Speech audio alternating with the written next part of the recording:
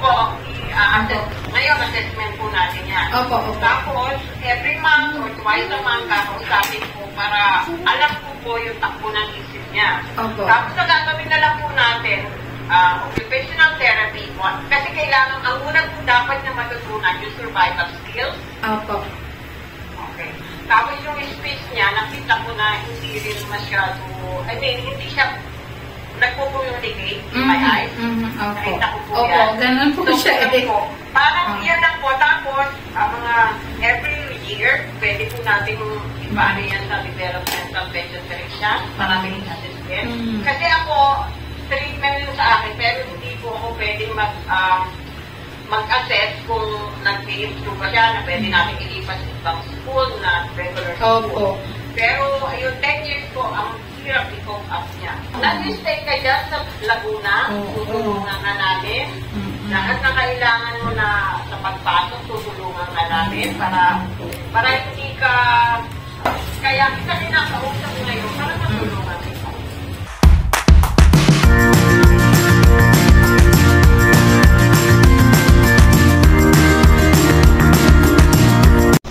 Hello po.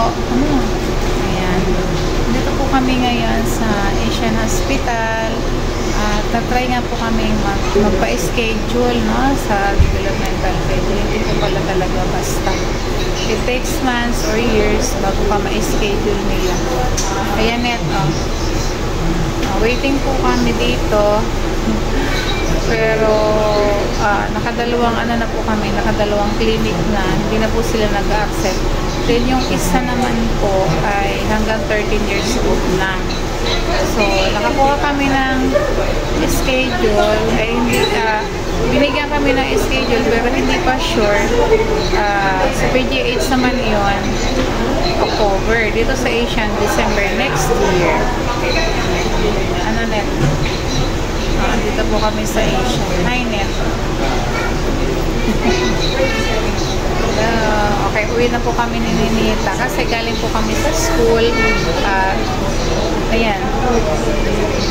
Babalik na po muna kami. Pero magta-try pa rin po kami sa ibang doktor kung kami i-accept pa po. No? Ganun po pala talaga kadami yung pasyente natin dito sa atin sa Pilipinas.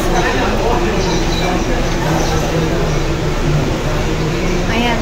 At pupunta na lang kami po Net dito sa landmark. Ano yung harap nito ay landmark na? Ano Net? Wala eh. Wala tayo nakuha pang schedule. Waiting pa tayo. Waiting. Ayan. Waiting. At yan, waiting pa po si Net, no? Maghahanap pa rin po tayo para matulungan natin tong batang to, no? Para matulungan po natin siya na ma-assist po.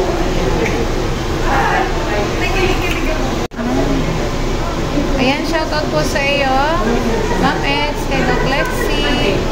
Ayan, nandito po kami ninita ngayon sa Asian. At nagtatry po kami magpa-appoint, no? Ayan, subukan po natin. At nandito po kami sa waiting area.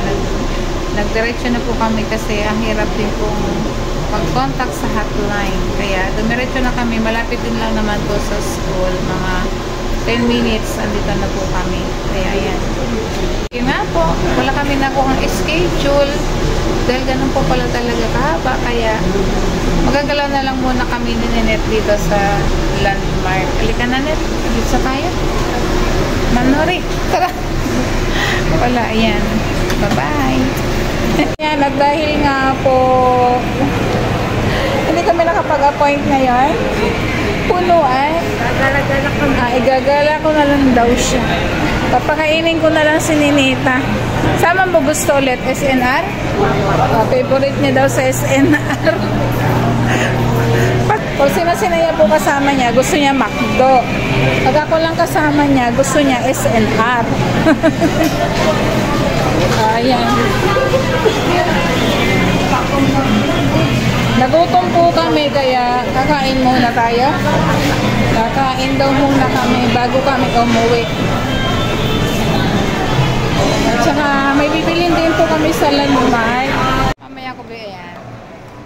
Ayan po, magpapapicture daw siya sa giant Christmas tree dito sa Landmark. Ayan, ang laki po ng Christmas tree, oh. Nakatulog na. At siya ay gagawa ng Lego. Wow, tingin.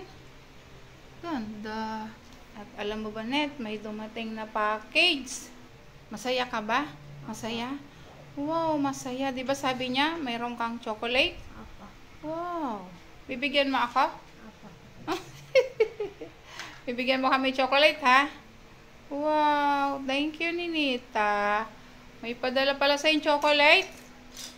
Kailan po? Maya-maya, dadating na. Oh. Kaya, yan, mag-thank you lagi, ha? Oh, ayan, makikinig ikaw, ha? Oo. Para matupad pangarap mo, di ba? Oh. Tingin ka ulit dito. Ayan. Para matupad ang pangarap mo. Ano? Oh, ayan. Oh, thank you ka ulit. Thank you po. Ayan. Masaya? Happy? Apa. Ayan. Happy. O, di ba? O, pag nandoon ka pag-uwi ka sa Davao, edi, hindi ka makakatanggap ng mga ganon. Ha? O, yan. Kasi nag-message sa akin. Sabi nung LBC, dadating na daw sila. Eh, alam ko, meron ka doong, tsokolate. Kaya, titingnan natin, ha? Pag dumating, ha? O, ikaw mag-receive doon mamaya, ha? Aba, ikaw. Kasi, padala yun sa iyo. May tsokolate ka daw doon. O, ikaw magre-receive doon sa mamaya, ha? Titingnan ko, ha? Ba, bubuhatin mo yung box. Malaki yon. Kaya mo buhatin? Ay, pag hindi mo yun nabuhat, edi kukuhanin uli yun ng truck. Ano, bubuhatin mo? Hindi. Babahatin. Sabi mo sa akin kanina, hindi. Ay, bakit mo bubuhatin? Dadalhin sa loob. Bakit mo nga dadalhin sa loob? Kukunin chocolate sa Chocolate. Ay, kung hindi mo kayang buhatin, paano yon? patulong ka. Papatulong. Kanino ka magpapatulong? Tatay. Ay, wala si tatay dito eh.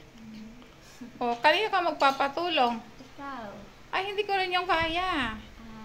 Ah, O, sabi mo, ikaw ang bubuhat. kapitbahay. Patulong.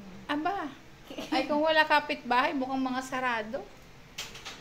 Papatulong ka sa kapitbahay? Apa. Ay sabi nung ay wala pong tao. Sabi nung driver ng truck, wala akong kasama, ako lang driver. Oh, ano gagawin mo? Ano sabi mo sa driver? Thank you po. Ay, thank you, ay umalis na yung driver. Ano sasabihin mo? Ha? Maraming salamat. Magpapatulong ka ba sa driver? Apa. Ayun. Saan bubuhatin? Sa bahay. Oh, ay sabi ng driver, pwede ba Ninita tulungan mo ako? Hindi ko kaya. Tutulungan mo yung driver? Apa. Ayun. O sige, hintayin natin ha. Patutulungan mo yung driver pagbuhat ha. Apa.